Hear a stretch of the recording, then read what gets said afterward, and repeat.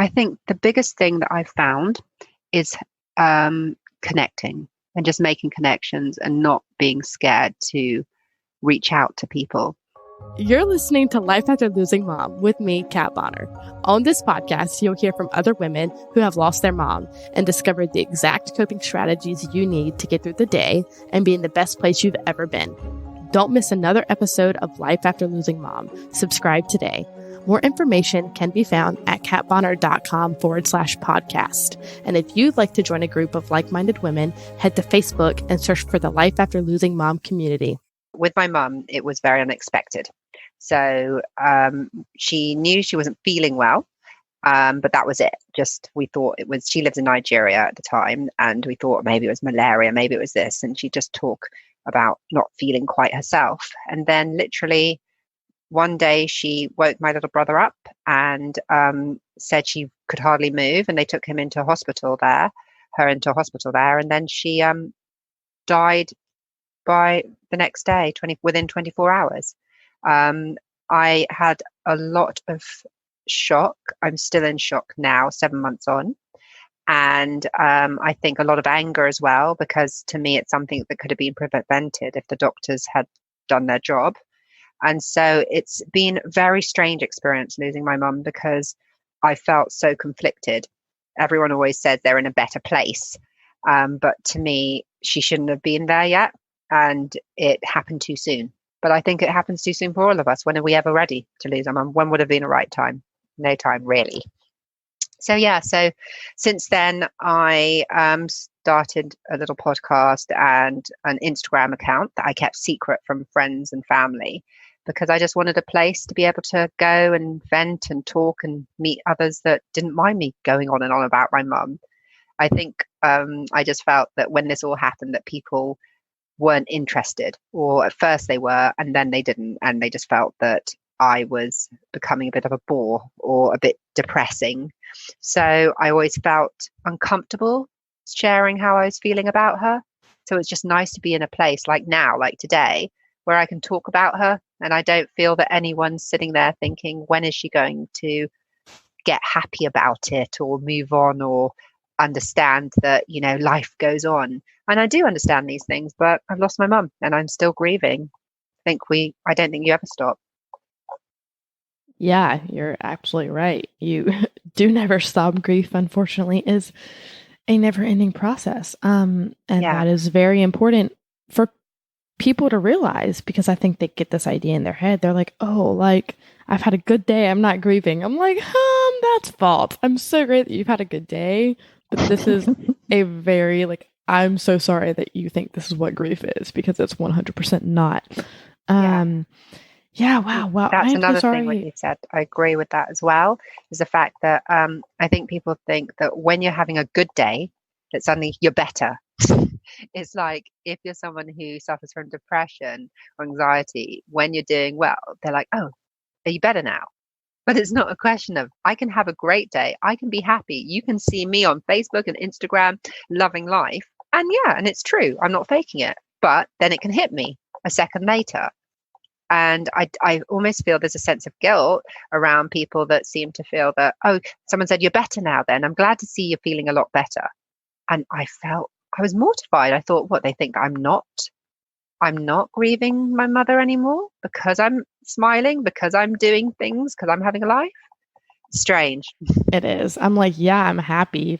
Like, I'm happy today. Like, is that a crime? But yeah, that's a whole other conversation. Yeah, well, I'm sorry for your loss. I can't imagine nobody can ever prepare yourself for, the death of your mom, regardless if it's expected. Yeah. Regardless if it is expected or unexpected, excuse me.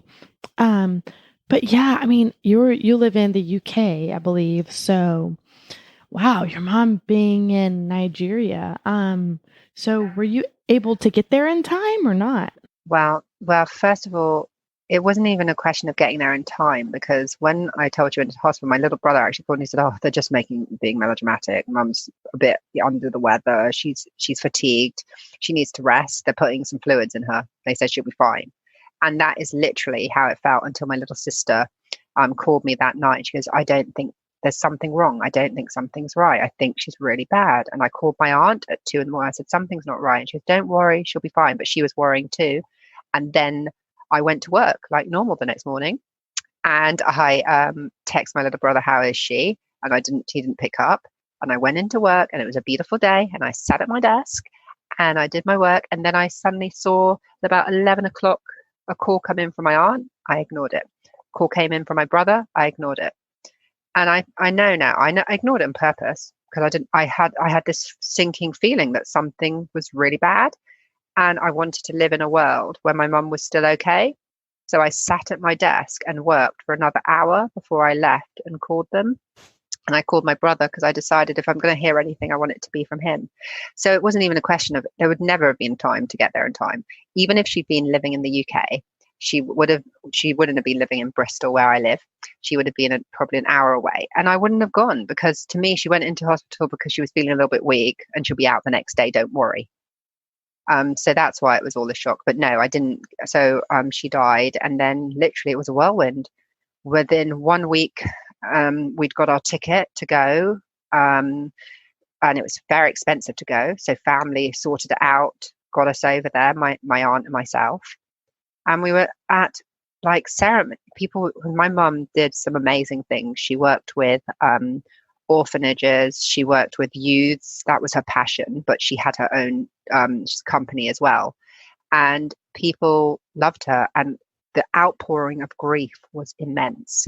There was radio shows on, and she loved jazz. That jazz nights that were made in her honor. And we got there, and we went to literally several different evenings just for my mum, memorial evenings that other companies that she'd worked with or touched done. The orphanages wanted to put on something. So we were literally thrown into this whirlwind of everyone grieving my mum. And all I felt like saying was, this was our mum. You think you're sad. This was our mum. You know, it was a weird situation. It was beautiful to see what people thought about her. But at the same time, it felt like nothing was for us and everything was everyone else. Just like the funeral. I think you don't really, for me, you don't really start grieving till after the funeral properly, because it's such a whirlwind, having to get things done, having to choose this, having to choose that. They had an open casket, which I didn't want. It was all very much full on. And then everyone goes, and that's when you suddenly have a bit of time to start thinking, wow, she's not here. When I touched down in Nigeria, that was now a Nigeria for me that wasn't the same. I'd even been contemplating moving there with my husband, who's actually white British. And suddenly it holds nothing for me anymore. I love my brother and sister immensely, and I want them to leave. But I actually hate the country almost because in my head, it's what killed my mother. And turning up there, it just felt like a different place. She wasn't there. She met me every time I arrived. And this time she wasn't there to meet me. And when we went into her house, she wasn't there in her house. Everything was there but her. It was really, really odd. Yeah, I'm so glad you mentioned that, because people think I'm crazy when they're like, oh, you don't like your hometown? Like, why not? I'm like, first of all, I never liked my hometown to begin with. It sucked. But I definitely don't like it now. Yeah. Because I have no reason to go. My mom's not there. Like, I literally have one friend from high school. Yeah. So I'm like, this just brings back terrible and negative memories. I don't want to go there and just be depressed again. But yeah, that's it. Exactly. So I'm like, people, yeah. why do I want to go there and drive past the scene of like my mom's car accident? Like, no, that's just no. I mean, if somebody wants to cope that way, that's fine, but I cannot handle that. So I'm glad that you mentioned that, because I don't think I've met anyone who feels that way. Yeah. It is strange, isn't it? Because everyone says doesn't give you comfort, almost going back to, and it really doesn't. And in fact, if anything, when I was there, I just feel for my little brother and sister, because my brother's still living in her house, her old house, and I call him, and I can just it just reeked in the beginning of just sadness there. And so I got them to change a lot and try to make it more his until he does move, because I just felt he's reminded of her in every corner. because when I turned up, I just sat in her bedroom and I cried and sobbed on her bed. Yeah, that's smart. And I could smell her, and it just, yeah, I couldn't live in that house like that, continuing. Yeah, you bring up a good point. Like, especially, it's like one of those things, at least for me, when I go back to my hometown, it's because like I'm choosing. There is a reason, Yeah. I'm not going back voluntarily just for shits and giggles. Like, ignore my French, but like I'm not just going there to go. Like, I'm going there because I want to have a visit with my mom, or I'm just having a really sometimes like, and a lot of times when I'm grieving, I don't normally go there, and I only live an hour and a half away from where it is right now. So sometimes, like, if like that's just the way grief works, your grief is telling you, oh my God, you have to go back. So I'm like, okay, I'm gonna go back. But most of the time it's not. Granted, I think that's just because my mom was cremated, but still. So let's see, your little brother still lives. See, what you just said about cremation, that is a very sore subject for me, because I know that my mum wanted to be cremated, but no one would listen to me. Oh, bless her heart. Or my aunt. And in the end, we buried her and we had the open casket. Everything I just did not want. But I did it in the end just because I couldn't bear the arguing anymore. And yeah, I realized, at the end of the day, my mum's gone. And I suddenly realized that for some people, like my little sister, and my brother now says he likes having a place to go. And you know what? My mum lived for them. And if it makes them feel happier, if it gives them any measure of comfort, then that's what she would have wanted. So I let it go that she wanted her ashes scattered in the ocean. And what I did myself is I went to the ocean there, and that was when I had my send off to her, and it felt so right. And I walked along the beach, and my little boy held my hand, and I threw her favorite flowers into the ocean, and I breathed the air, and I shouted her name, and that's when I felt, okay, I've done what she wanted. I've done something. I feel connected to her. But the funeral was about, in Nigeria, very few people get cremated. And so it was the thing that you do, and everyone did it. Yeah. And the only thing I put my foot down on is I didn't want everyone looking at her. So the only people that were allowed to see her were family and her closest friends who needed to say their goodbyes. I really didn't need to say my goodbyes like that. Yeah. Well, to each their own. At least you have that option. I'm glad that you found that that you were able to, do what you need to do, because that at the same time that it's good for your brother and sister to find comfort, it's good for you to find comfort too. Everybody needs to find comfort in this situation, whatever best fits. I mean, literally can't stress that enough. And going back to what you said when you were saying, I didn't really start grieving until after the funeral. I'm like, holy cow. I don't know if I started grieving until a year into it, but I don't know if that, why do you think that you didn't start grieving until after the funeral? Do you think it was maybe your age? Your little boy kept you occupied so much? Well, no. When it first happened, I found out. My friends literally got me home from work. I was almost broke down at work, and my close friend, who's become one of my closest now, she held me in the back room of work, and another one went and got my car. She called my husband and got him to get home, and he works a few hours away. Holy cow. She took me home, yeah.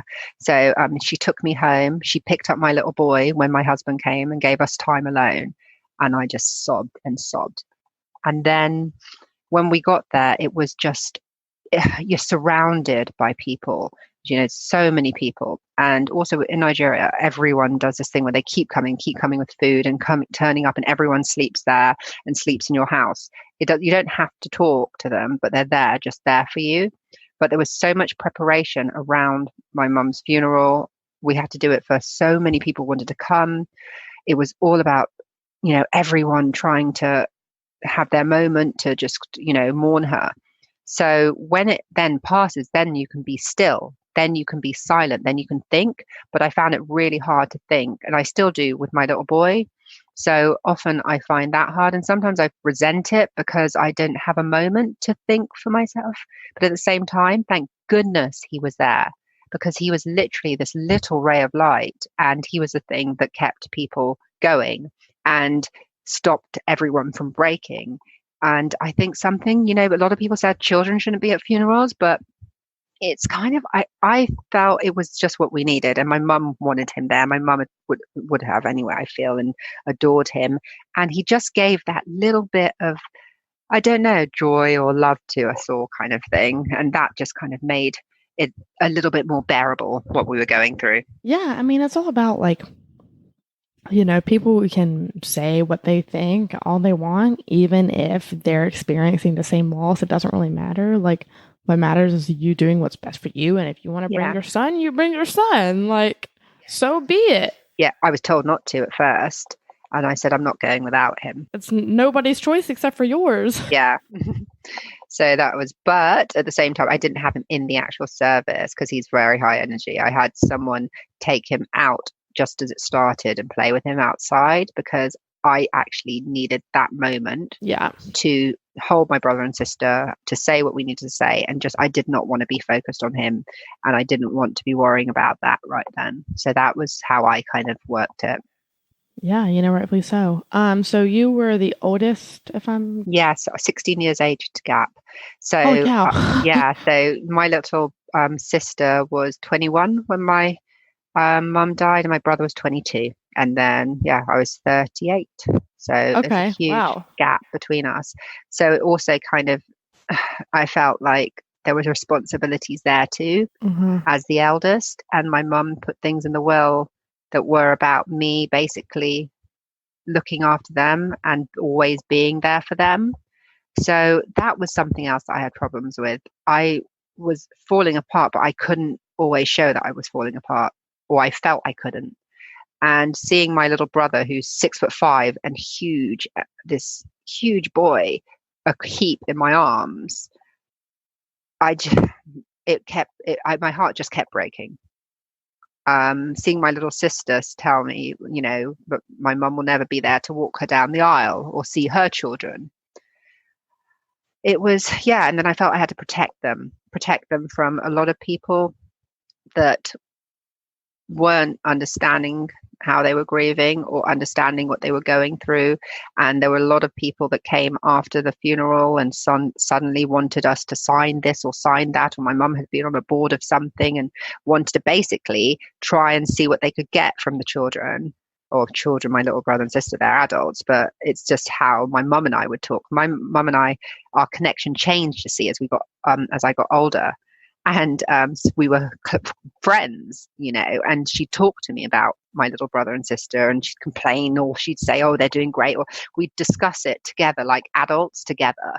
And so now I was in a situation where my mum wasn't there, and it felt like she'd been preparing me for this day, preparing me for when I would be the one that they could turn to and be the only one they talk to, especially my little brother, because he only would talk to my mother and me growing up. Any issues he had, we'd be on the phone to him at 2 a.m, whether it was uni going wrong or he was trying to get some work done and he couldn't. And my mum would say, I'm so happy he has you besides me to talk to. And she'd always say that. And she also said, just let me see my children through. I just want to live long enough to see my children through. She said this for so much of her life. It almost felt like a premonition. And so when it all happened, it just felt so strange. She knew in the final moments she was going to die, because I think she told my little sister to go home, that she was fine, but she was in such agony. So there was a lot that was going on. It wasn't just a death I was dealing with. It was also dealing with what was going to happen for my brother and sister, if they were still going to live there.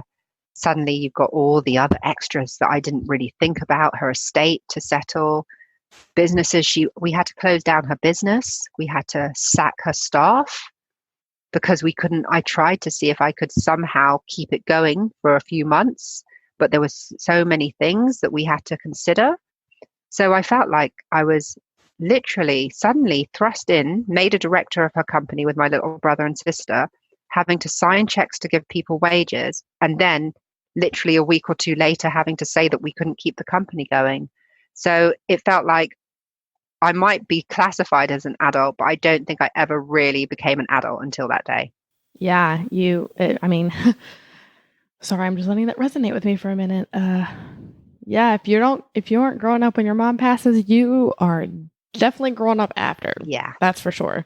I don't care how old you are. Yeah. That's why I feel like too, like with most people, the first few years are like so hard, and especially the first year, obviously, the first everything without your mom is hard. Yeah. But it's like you feel so old, so much older than you actually are. And then when you realize, like, wow, like I have a lot of life left to live, it almost brings out like your inner like child per se. Yes. And you're like, wow, like I forgot what it was like to act my age, or I forgot what it was like to be young, or do like fun young people things. Exactly. And it's like a really weird like feeling. You're like, I had to grow up for so long, and like how people don't tell you that. I mean, you figure that out your own in life, you know?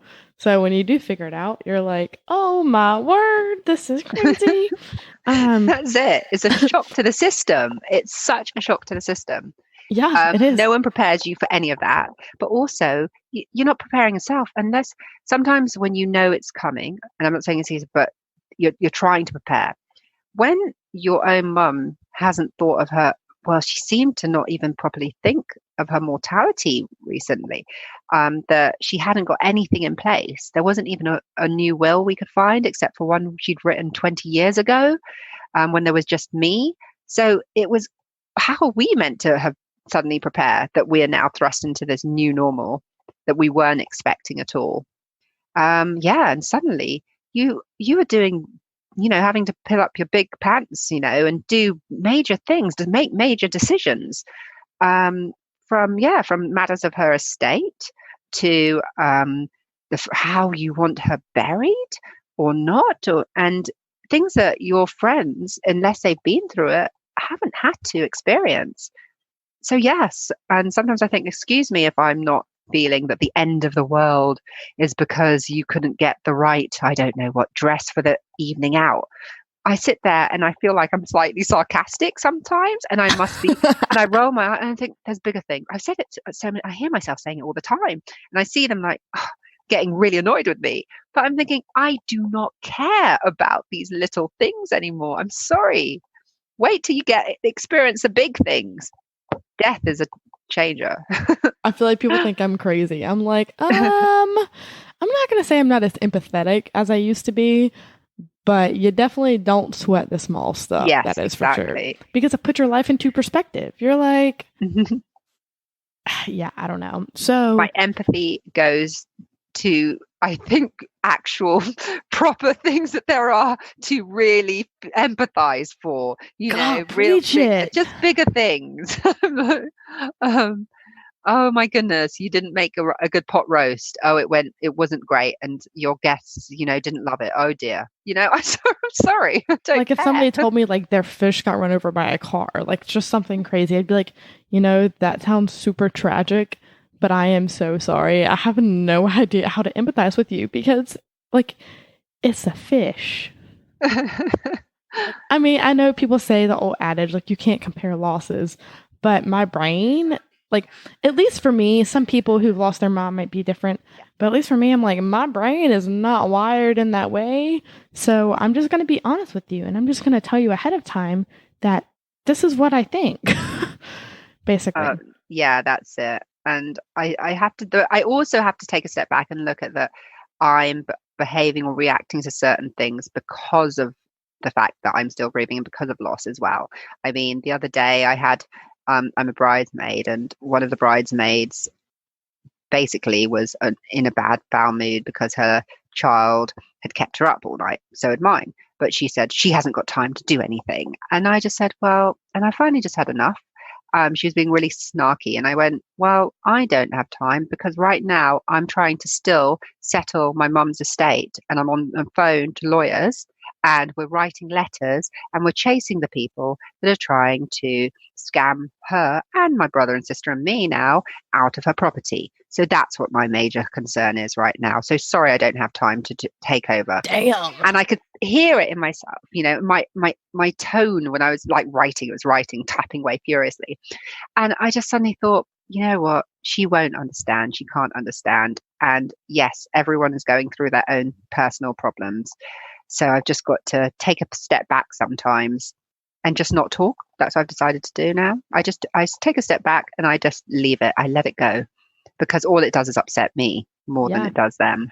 you're so right. Like people, what's the old saying? Like if you don't have anything nice to say, don't say anything at all. I'm like literally, I have become such an introvert since my mom died, and I swear to you, this is why. Like a lot of times you'll catch me, like you said, don't talk. Like I don't talk. It's like I have nothing. If I don't have anything to say, I'm not going to say anything. Yeah, that's it. My mum used to tell me that all the time. She also used to say, Jada, she used to say, she goes, just be kind. And I said, what do you mean I am kind? She goes, no, but be kind as in understanding that everybody, yeah, she goes, that everybody is not perfect and they will make mistakes and they will hurt you and they will say things that are callous but she goes, we're human. And that's one of the things I keep trying to remind. We're all human and people don't always know how to handle someone who's experienced a great loss. And I look now back on some of the things, how I handled it when people told me they'd lost someone. And I felt I was pretty empathetic. But then I think after a year, did I ask enough? Did I ever wonder that when they were looking down, that it was actually still because yes, they're grieving? I don't know. I don't know if I did, you know? So I guess now being in that boat, I've started turning to other people that are in the same boat as well, because I understand how hard it is to grasp what it is like unless you've been through it. Yeah, absolutely. You're 100% right. It definitely leads to a lot of, I think, like self-reflection. Yeah. But let's see. So were you and your mom close? Like, I know you mentioned you lived in different countries. So Yeah. how did that affect your relationship? Well, when I was younger, so I was actually born in Washington, D.C. My mum moved to America to go to uni, but then met my dad, dropped out, and had me. Their marriage didn't last, but we lived in the States for 6 years. Then, when her father died, she moved back to Nigeria to help with the family business. And instead of me following education, everyone said, "Oh, it's better and it isn't necessarily, but better in the UK." So I stayed there with my nan. And then years kind of ticked by. And when she told me to come and live in Nigeria, I didn't want to. I was at the age where I was making friends. So when I was younger, though, I was quite rebellious. I was quite angry towards her at times. I used to blame her for things. Typical kind of like daughter and mum sometimes relationship, like volatile and fiery. And then as soon as I hit 20, literally both of us, we became best friends. And it wasn't a cliche. She said it to me once, I remember, and she called me and we could talk about anything. And that was the thing about my mum, though. And I found when she passed, the amount of people that said she was a mother to them when they had no mother, or a mother when they had them, but they didn't know how to connect with theirs. She was one of these people that would listen to you, and it didn't matter what she was going through. You wouldn't even know she was going through things. If you were, everything was for you. And me and her, we were very close, really, really close. After the 20s, we just became able to, I don't know, just really get each other. She knew me inside and out. But we talk weekly, and sometimes it'll be several times a week, but we always talked. And when I had my little boy, who's now 2, I then turned to her for advice in a different way. So it's also very different when you're a mother losing a mum. It's strange because suddenly I'm motherless, and the person that I want to turn to for advice when my son is being awful or I'm having a hard day with him or I don't know if I'm doing the right job by him isn't here to discuss it with anymore. And I find that really hard. And I don't know anymore who to call when I have these great moments in my life. It was always her. And when I had the bad ones, it was always her. I could call her at any time of the night and she would get these calls. She'd always leave her phone on in case it was me. And even Kaz and Layla, my little brother and sister, they went to uni in the UK for a while before they went back to Nigeria. And so they were at secondary school and uni here. And they would call, she said, if it's not one of you, it's the other one. One of them crying over this, one of them moaning about this, or me calling in the middle of the night because I was having anxiety over a new job or something. But she was literally that person. And now that when she went, I just didn't know what to do. And so my brother, I found, was suddenly calling me at 2 a.m, a message, are you up?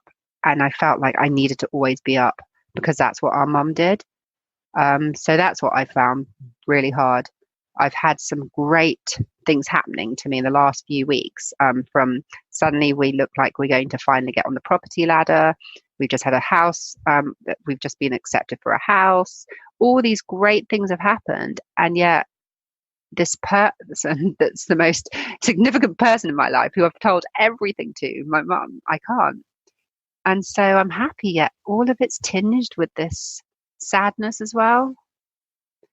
And I think that's what people find hard to understand, how I don't seem as happy as they expect me to be at this point in my life. I guess because I just miss her.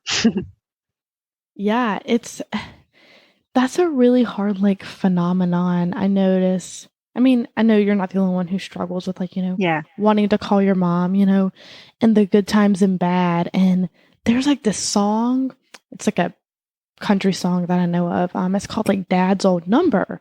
And it's in the song, the guy is talking about he still calls his dad's old number, even though his dad's deceased. And I think about that and I'm I never do that. And for some reason, right when my mom passed, I deleted her number out of my phone. And I don't know why. I guess it's just because I know that somebody else is going to get her number. So it wouldn't be her talking over the voicemail. So I don't know if it just the thought in my head made it seem like I'm not actually calling her. Do you know what? I always wondered about that when people said that they tried to call, they forgot. And it happened the first time a few months ago where I went, oh, let me quickly call. I've never had, and I stopped and I was in the car and I literally had to pull over. I thought, what was I just about to, I actually forgot. I forgot for 2 sweet, amazing seconds that she wasn't here and I was about to call her. But the thing about deleting her number, I haven't done it. But I have her phone and I have 2 of her phones. And one of my relatives I know texts her, still 7 months on, is still texting her. I only know this because occasionally I've opened the phone because I have had to go into it for matters to do with her estate, but I purposefully do not go into her WhatsApps or her messages, but it flashes up that you've got so many and I can see the first line sometimes come up and I quickly don't look because it's heartbreaking. Yeah. And in the first 3 weeks after she had died, I had her phone open and I saw the first line that was from my brother saying, "Are you there, Mum?" And my heart yeah. Sometimes I think the pain's worse looking at other people's pain, looking at my little brother's pain, and my little sister's pain, and my aunt's. That really gets to me. I just see it in their face and their eyes, and suddenly you're forgetting your own for a minute. And I realize that that's what I must look like when I'm crumbling, or when I'm having a hard day. Yeah, you bring up a good point. And I think about it too, how you were saying, your mom was the person that you always told things to, whether they were good or bad. And I can totally relate to that. And I don't know if it's just me, but I'm in this mindset now that I know I can't tell my mom. So I don't really want to tell anybody else. And I don't know if that's just, grief, if that is reflecting the stage that I'm in my grief. But I just kind of keep these things to myself now and I'm okay with that. So have you noticed it's you're if I can't tell my mom, I don't want to tell anybody. Have you felt that way too? Is it just me? No, there's an element of it, but it's slightly different. I think the way that I approach it, what happens is, for example, when we we got the go ahead about the house yesterday, I called my aunt and she didn't pick up, and I called and called and called like a lunatic because I needed to tell someone. And I knew I couldn't tell my mum. So I thought, I've got to do this. Otherwise, what is this? And so I spoke to her, and I was so happy to speak to her. She made me feel so great about it. But then there was just that hollow feeling after. And I knew why, because I really wanted to tell my mum, and it wasn't her. And that was really hard. And then also, I've been slightly mean with it as well. Like with my husband, I remember saying to him before, I don't know why I'm bothering telling you anyway. Not that it matters what you think, Hey, I wish I'm my mum was listening. here, yeah. But I was like, oh, I was just like, my mum would understand. You don't get it. Or I'd say, well, she kind of gets what I'm going through. You just don't get it at all. You're not getting it right, or you don't know the right thing to say. And I know I've said it quite a few times, things like that. It's like lashing out because I'm angry. And I'm not really angry at him, am I? I'm just angry at the universe that she isn't the one there to talk to about this. God, I'm so glad you mentioned that, anger at the universe. I'm like, Yeah. thank you, people. But I noticed too, like, it's harder, like, if it's something super, super, like, big and good that you want to share. But, like, I notice that when I have a bad day, that's when, like, shit just hits the fan, and my grief is just like a slap in the face. And I'm like, oh my God, like, I want to crawl under a rock. So do you feel that way, or? Yeah, no, it's really hard. There's some times I've literally had the worst, and I remember saying, "Just give me a break," and even asking her, calling out to her, I said, "Mum, are you listening? Are you there? I don't know how this works, but just give me a break," And I'm Yeah. like, "This is just awful." And I've had these days, and she was the one that she was kind of like my what's the compass, and she was also the person that would balance me out and even me out, because some of my actions were really, I needed telling sometimes. And my mum was one of those mums, wasn't that didn't just love you and say you were right. She would tell you you were totally out of order. Still love you, but you were out of order. And I needed that, and I missed it. So I now find myself having to now talk in her voice to myself to try and say, what would she be saying now? You know what she would be saying now, Jada. So don't try and, take the other path, because she's not here to tell you it's wrong. But yeah, it's the bad days. It's hard. The other day I couldn't wait. I told my husband, just take the baby out and just go for a walk, because I actually just want to have a good old cry. I made some dinner, and I love cooking, and I'm a pretty good cook. And she used to always watch what I cooked on Instagram and things like that. And she'd call me, "Oh, what are you cooking?" We'd chat as I cooked.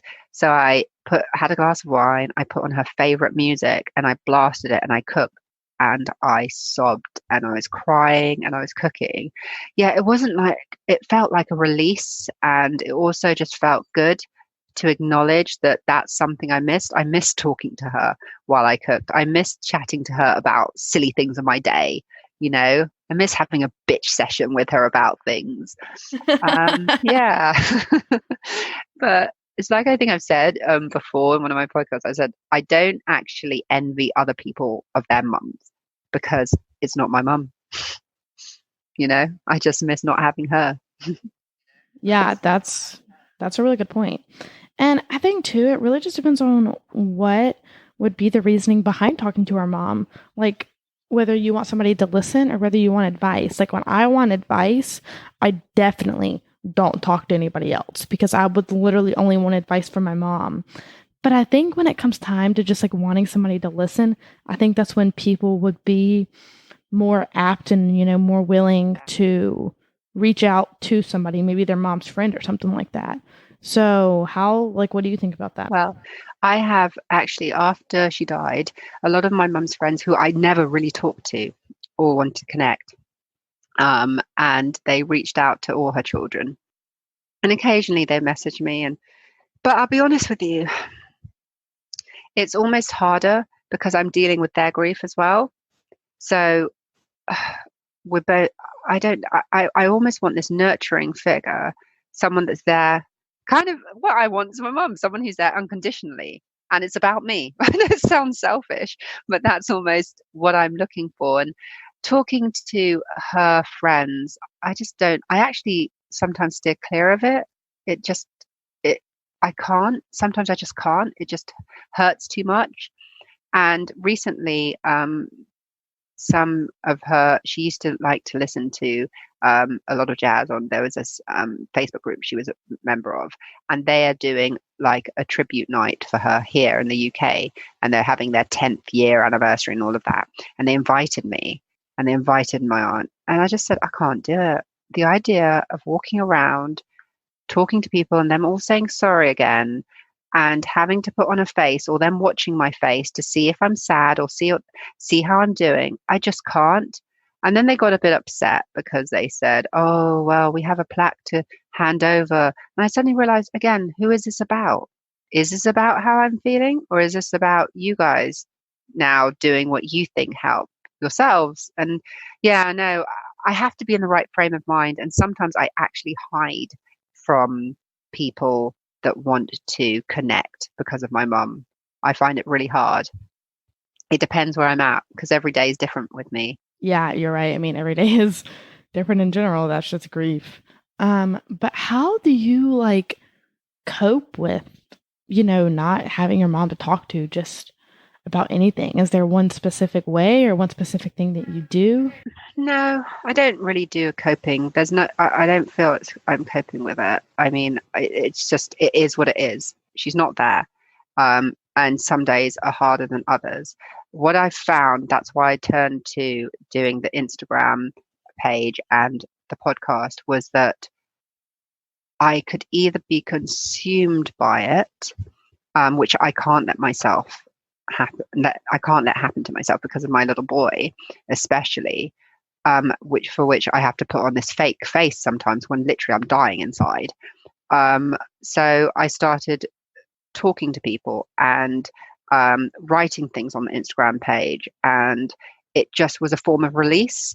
And I used to just talk out aloud sometimes, I find, in the car to her. And so I realized, okay, talking is something that actually makes me feel better. Also, talking about her to random people, to strangers, makes me feel better, because I feel like they need to know what an amazing person this woman was, the things she did. She hardly ever had lots of money because she was always giving to everybody, from her kids to organizations to other people. And what's helped me, I guess, if there was anything, was just being able to spread word about her, and also being able to speak to others. And when I've realized that just one little word that I've said that resonates with them has made them feel a little bit better that day, it just, I don't know, it's had quite a profound effect on me. And that's been something that helps. When I realize I can't talk to her, right, I turn to something else. I turn to talking to others about grief. And it's suddenly, I don't know, it's manageable. I'm managing it better. Yeah. Yeah, that's all that matters. I mean, it's crazy. It goes to show, like, even though we have this idea in the world that people are not comfortable about talking about grief, when you start talking, you realize that, hey, there's people out there in this world who are okay talking about grief, and who are willing to talk about it with you. And you're like, oh my God, like, this is crazy. But I love how you mentioned that you were like, there's not one way that I really cope with not having my mom to talk to, because it is what it is. And I think that in itself is a coping mechanism. Yeah. And I say that because it's important to realize that, like, it is what it is. Because, I mean, don't get me wrong, like, denial is a stage of grief, but like, eventually, the more you keep trying to call your mom, I don't personally think that's the best idea in somebody's grief. Like, if that's how they choose to grieve, then great. But I've never found that, the 6 years that I've lost my mom, that like that actually helps somebody, in the long run. So that was the way, like, that is a grief process. Like, that is a way of grieving, is realizing that, like, I can't do this. Like, that's a way of coping, like coming to a certain realization and then realizing, hey, if I can't talk to my mom about this, what's another way that I can either talk to somebody about whatever I want to talk to my mom to, or just talk in general. And sometimes I just catch myself saying things out loud. Like if I want to call my mom about what happened this day, like I'll be in my kitchen home alone or whatever, and I'll just say it out loud. And Yeah. and it's not that like I feel like I'm talking to my mom, but just saying it out loud, I mean, it kind of sort of does feel like I'm talking to her. Does that make sense? I don't know. Maybe I'm crazy. No, it does. It does. Yeah, I totally get it. It's like when I was in the kitchen just cooking with the music and everything. And, I just felt, I wasn't saying anything, but it just felt like something I do with her. And that's why I just wanted to have that moment in time. Yeah, I think that's, you know, plenty good enough, whether it's expressing whatever it is that you wanted to express to your mom, Yeah, regardless of how, you express that. And I think that's just very important because you got to get it off your chest somehow. that's You it. can't, it's just like holding emotions in. Like that's exactly what it would be. And I think that's what's really hard. When sometimes I just don't know where to put it. And that's I've heard. I don't know where to put that need, the longing, the pain, just missing her. And when I can find an outlet, that helps. Just like when I was doing the cooking, because I love it. You know that I actually couldn't cook for a few months after, and I loved cooking because the pleasure just completely went from it all, and it was just I just felt funny about it. I couldn't post pictures, something everyone used to take the mickey out of or laugh at me for. All the pictures I used to take, she takes so many pictures, which I'm so grateful for now because they all of them have so many have pictures of my mum. There's so many pictures of memories. I think that's such an important thing. But after it, I couldn't take pictures. I couldn't post a picture. I couldn't take a picture. um, and now I'm turning to the things that I loved and lost again. So a bit of writing for myself, and it's not about grief, just general. Yeah, taking pictures, um, eating good food and enjoying it. And then there was also like just doing some art again, and something I hadn't done for years, but I suddenly found it was such a good outlet. And in my art, I could see my pain, but I could also see the joy of the fact that I had a mother that was a wonderful mother.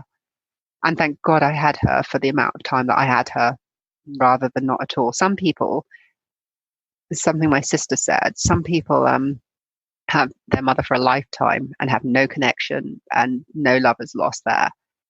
And yet the time that we've had her and the type of mother she was and what she meant to us, that's just everything. Yeah, I like that you mentioned that. I mean, there's this old saying too. It's like grief is the price we pay for love, but it is literally so true. I'm like, Yeah. if you didn't grieve this person, you didn't love them. Like, Yeah. which sucks. But I mean, I'd rather love and grieve than not love and not grieve Oh, because what's a life without love? You know? exactly. You know something? I actually said something like this because I also turned to looking at a lot of Facebook pages that were about grief and people that lost, and I joined a few groups. And I remember posting saying, if I don't know if you've ever seen the film. I'm a real big movie holic. I don't know if you ever saw the film that was basically called Arrival, and it's about you find out that the aliens live in a way where they can see the whole of their life mapped out because they're very linear from the back and the front and the back. So they're living and knowing what the ending is, even as they're living. And the question is really, would you live life knowing the pain that there is in it? Would you still want your mother when you know the pain you're going to have when she dies?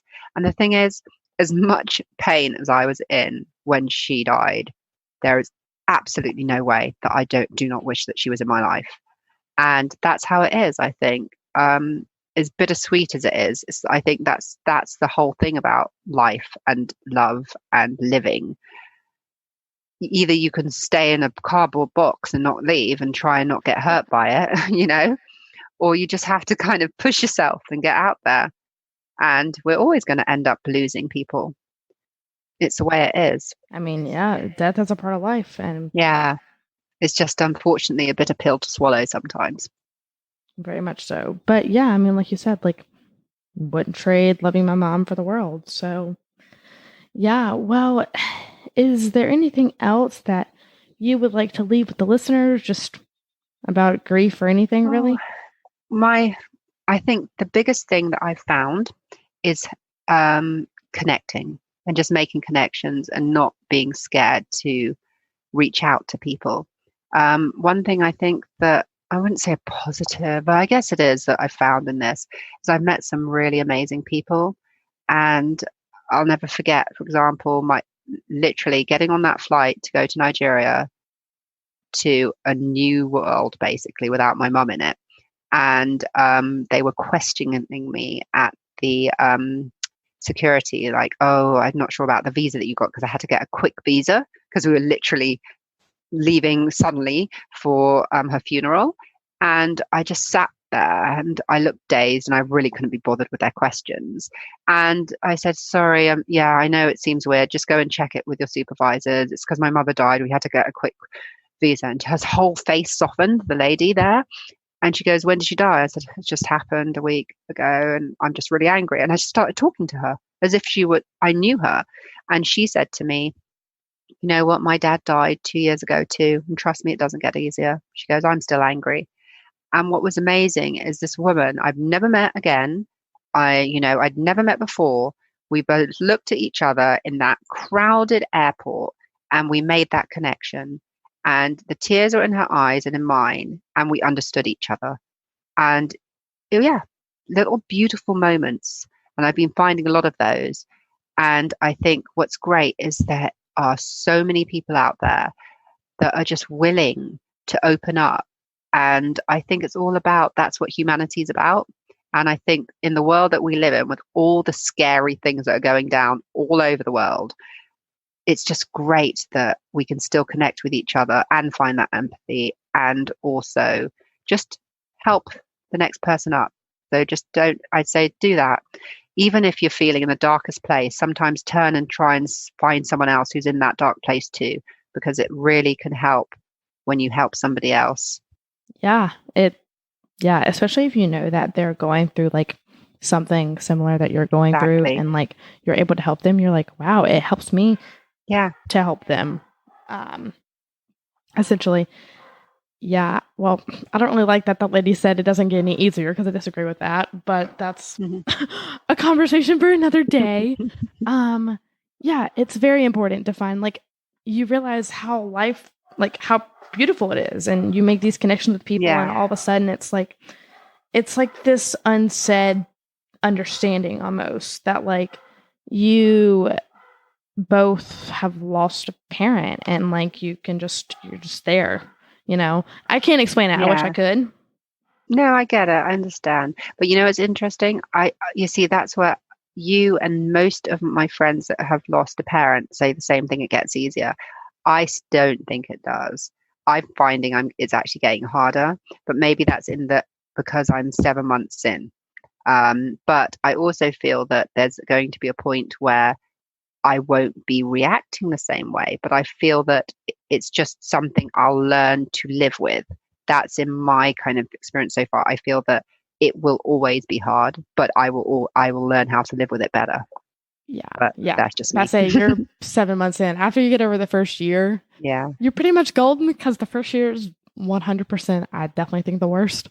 But, and I'll just throw this little snippet in there. It gets easier in the sense of like, living without your mom doesn't get easier. Like the loss itself, no, but the grief gets easier to manage. And like living your new normal without your mom gets easier in that sense. Like, because you just will learn how to deal with it. I mean, that's just kind of the nature of the beast, unless you don't learn and then it doesn't get easier. But eventually it will somehow, some way. But I mean, that doesn't mean you don't have hard days. I think people think that like, oh, like you're in the best place you've been in 6 years. Does that mean like you don't have bad days? I'm like, oh no, I definitely have bad days. Like, that's not how this works. I'm so sorry if I gave you that idea. I think there's also seminal moments in your life. There's stages, and each stage that comes along, you then again think, I really want my mum now. I really want my mum now. Like I'm thinking I want another child next year. I want to try again. And I was thinking, oh my gosh, my mum will never have met this child. Yeah. Oh my God, how am I going to go through that whole period of being pregnant like I did before without her to talk to? So yeah, I think there's all different stages. And like my little sister said, how's she going to feel on her wedding day? And so I think, yeah. And people talk about like the stages of grief. And I'm like, they act like there's 4 stages. I'm like, but it's a continual like pattern. Yes. Like it's not like, okay, you're grieving for the rest of your life. It's not like for this amount of time you're in this stage and then you only go through each stage once. Like, no, that's not how that works. At least I don't think so. Somebody else might think differently, but whatever. No, I agree. I'm like, this is just like a never ending cycle, people. Like, and stop watching me to see when am I better. And that's just the way that I think of it. When I think of something in stages, I think of it like, I think of like the stages of your life. Well, you have like newborn, toddler, whatever. Eventually those stages end and eventually like life ends. And that's just the way that I think of stages. So yeah, I just don't really agree with that. But you know, something that's weird about that, everyone knows in my family, friends and family, I don't like change. So I was even scared and worried about changing nurseries and for my little boy, and I did it, and I suddenly realized it wasn't I was worried about it as much for him. It was a tug for me, leaving behind all his nursery teachers there and starting in a new place. And I've realized I don't like change as it is. Death was literally going to always be, something there on the agenda. And I just did not think about it. I put it right to the back of my mind. So I think when it happened, I was like, how is this happening? How is this happening to me? This shouldn't be happening to me. But it happens to us all. And that's the other thing. We just don't know when. So while we can, that's why it's best to try to kind of live and love and enjoy. So even with this grief, I'm trying to find real good moments every day and cherish them. Yep, that's the only way you're going to make it through. For sure. Well, thank you so much for being on the show. I'm so glad to have you. We finally worked out a time. Thanks for having me. Hey, friend, I hope you enjoyed this episode. Before you go, I have 3 favors to ask you. First, I wanted to let you know that I host a group for women where we share our day-to-day stories, challenges, and victories. If you want to come along for the ride, head to Facebook and search for Life After Losing Mom Community. Second, if you don't mind leaving me a review and telling me how I've helped you in your grief journey, I would greatly appreciate it. Finally, head to katbonner.com/podcast to access previous episodes and subscribe for episodes in the future.